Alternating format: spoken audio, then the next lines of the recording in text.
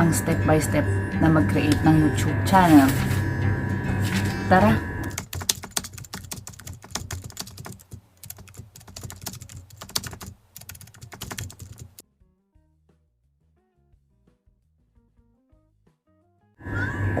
Ngayon, meron akong mga sinulat dito para makatulong din sa inyo. Paano nga ba mag-start ng YouTube channel? Una, dapat alam mo yung topic na gagawin mo sa channel mo. Katulad ko, mas natutuwa ako or mas nakakahiligan ko or yung passion ko is yung pagluluto. Doon ako mas masaya. Sabi nga nila, kung saan ka masaya, yun ang gawin mo. Kasi pangit naman yung basta ka na lang upload ng upload tapos hindi ka naman masaya sa ginagawa mo, di ba? Yun yung una. Pangalawa, sino ba ang manunood at bakit sila manunood sa iyo? Ako kasi, syempre sa mga tutorial sa pagluluto, yung pagluluto, yung mga ginagawa ko minsan, di ba, wala naman kaming oven. Ang ginagawa ko yung mga improvise. Syempre naghahanap din yung mga nagse-search sa YouTube ng how to cook without oven, di ba? Ngayon, kapag dapat may makukuha din silang idea sa mga i-upload mo. Number 3, yung equipment mo, syempre. Wala yan sa camera, guys. Ako, ang ginagamit ko is yung mobile ko lang, smartphone lang.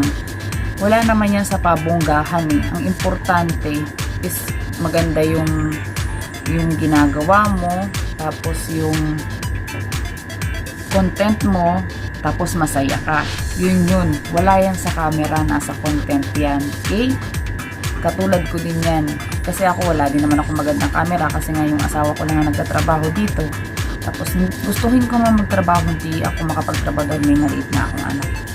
So ngayon, sa number 4, dapat magdi-decide ka, let's say, may schedule ka sa pag-upload mo. Ako kasi, nag-upload ako ng YouTube videos ko is 4 o'clock dito, 8 p.m. sa Pilipinas.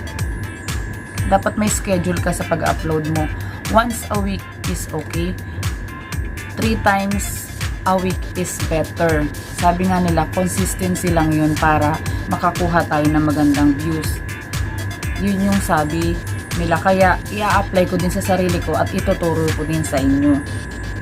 Tapos, yun na. Kapag nagawa mo na yung 4 na yun, na sinabi ko, tapos, gagawa na tayo ng YouTube channel mo. Paano nga ba gumawa ng YouTube channel?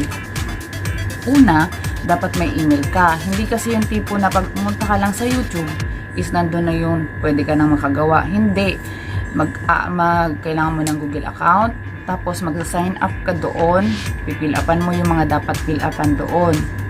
Tapos, mag-create ka na ng sarili mong channel. Lalagyan mo na siya ng picture mo, ng channel art mo. Tapos, doon mo i-upload yung first ever video mo. Kapag na-upload mo na yung video mo, tuloy-tuloy na yan katulad ko. Sana may napulot kayong aral, ikaw ay nag-iisip na mag-try ng YouTube channel mo. Okay guys, maraming salamat. Huwag kalimutan mag-subscribe sa aking channel and then click the notification down below para updated ka sa mga bago kong upload na videos. Diyos mabalos!